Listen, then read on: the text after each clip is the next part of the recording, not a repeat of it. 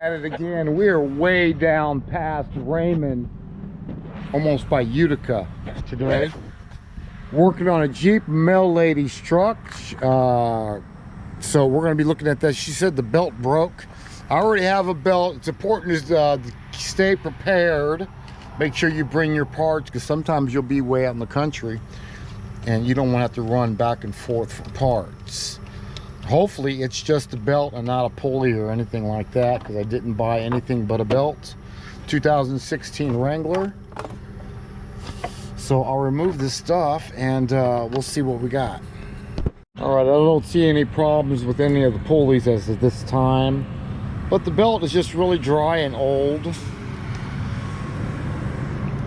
Just really dry and old, so it's probably the only problem, just an old belt. Take all this stuff off of here. It looks like it's got wrapped up on the alternator too, so I got to cut all that away. Not a problem. Yeah, let's get it. All right, the first thing we're going to do to get this belt on there, I am going to remove the alternator.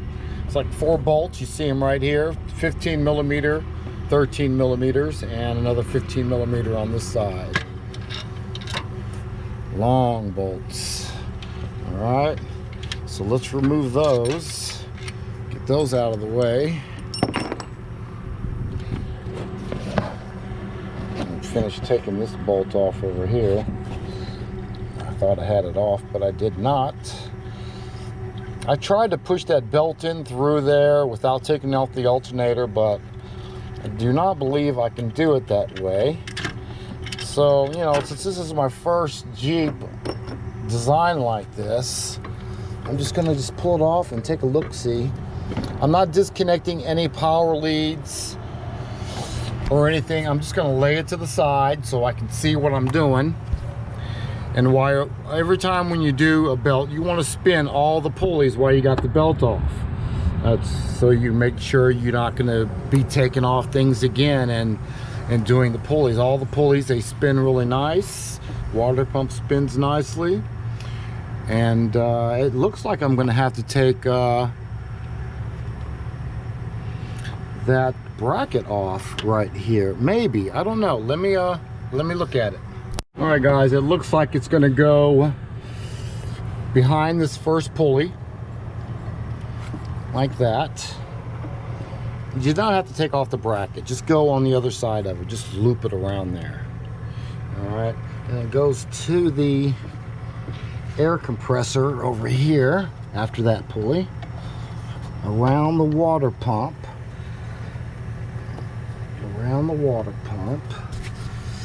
like that. Okay, around the water pump to the crank pulley, down around the crank pulley.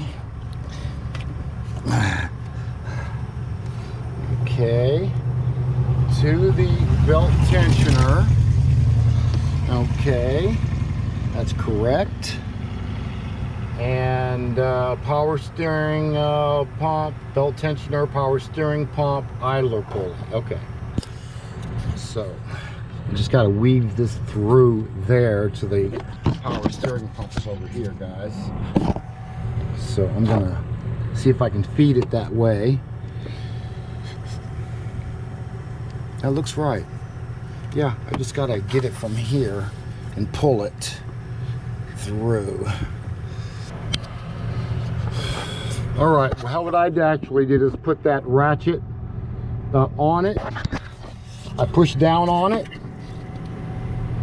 until I got a little bit of slack, and I just slid that belt in between the pulleys, reached around and grabbed it with my fingers like that, and just pulled it out. And wrapped it around that. Okay, power steering. Okay, and that's all there is to it. So I got everything routed correctly. Pull up on it, make sure the belt is on there all the way, on all the pulleys, and it is, and that's all there is to it, guys. So I'm going to put this alternator back on there, push down on my ratchet again, get some tension off that belt, and that would be it. And you can just leave it like that. Or you can just take this bracket off. You could do that as well, but you know what? I got a lot of jobs. You guys can do it that way if you want. But it was just as easy pushing down on this. Get you a screwdriver, push on that belt. Don't worry, there's no tension on. You're just using it to push the belt through between the pulleys down here. Between those two pulleys. Just push it through and grab it on the other end, and it just slips right out, and you wrap that pulley. Okay, otherwise you can take this off. All right, easy peasy, nice and easy. The alternator, I did not disconnect anything. I made sure that this was not going to touch any metal, so just lay it like that on the motor. It just flips right up, and put it right there, and you should be good to go. For safety purposes, you can go ahead and disconnect the negative battery terminal if you wish. Okay, I probably would recommend that for rookies, because rookies make mistakes like that. So go ahead and disconnect one of the terminals on the battery. Okay, what I'm going to do is I'm going to go ahead and put the belt on the alternator. The alternator's not in there, there's no bolts in there yet, and you see it's kind of cockeyed, right? So I'm gonna go ahead and push down on this, give me some slack.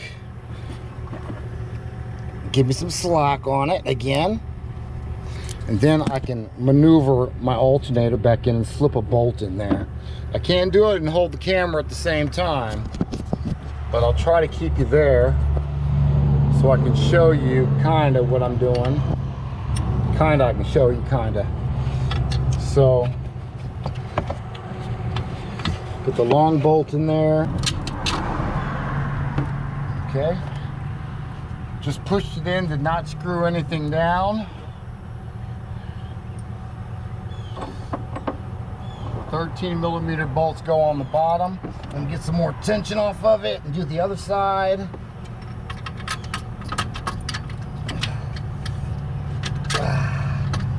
Alright, kind of screw it in 3 or 4 times before you let the tension go.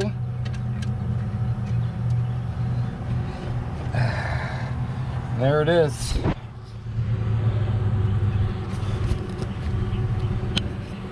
Alright guys, bolts 2 or 3 times screwed in, 2 or 3 times screwed in. Now you can get the bottom bolts in there, and I can get to my next job.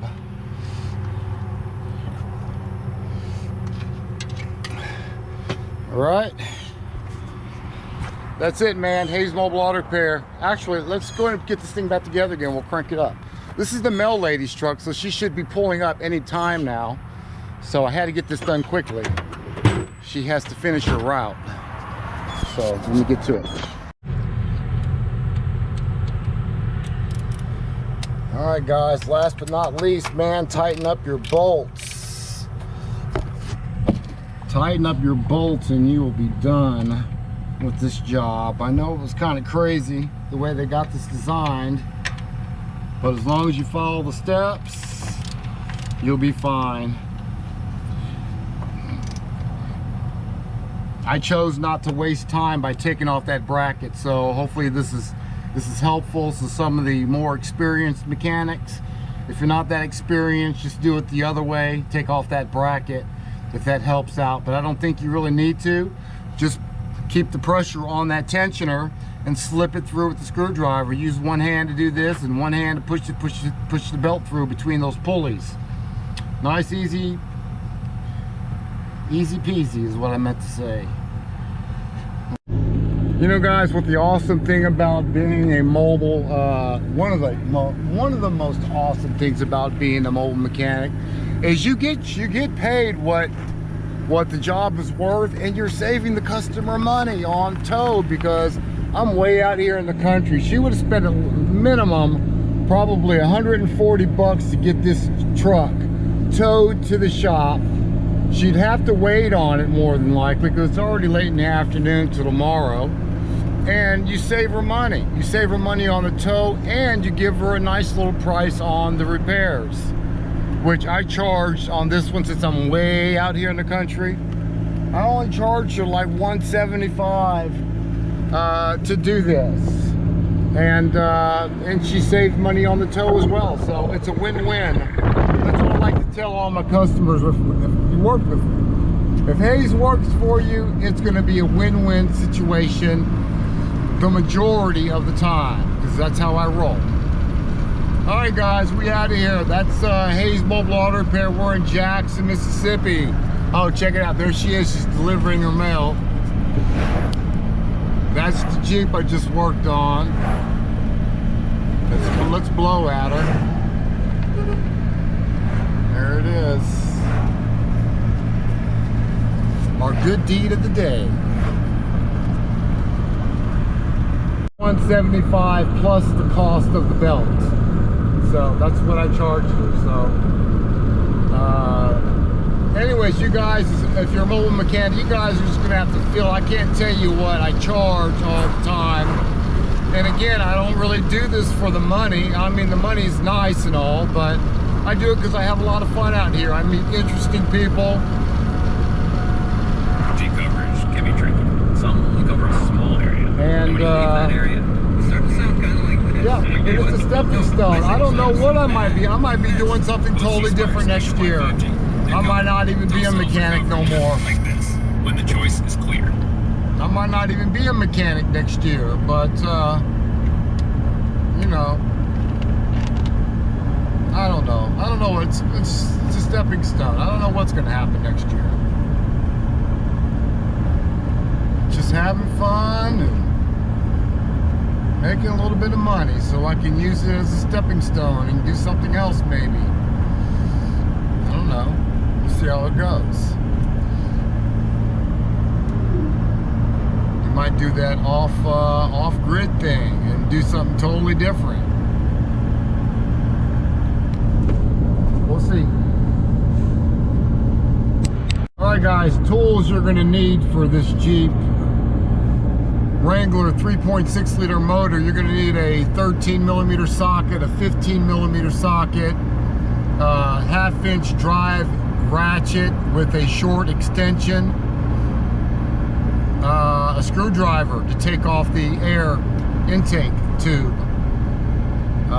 Yeah, and that's it. That's all you're going to need, guys. And maybe a wrench to disconnect the battery.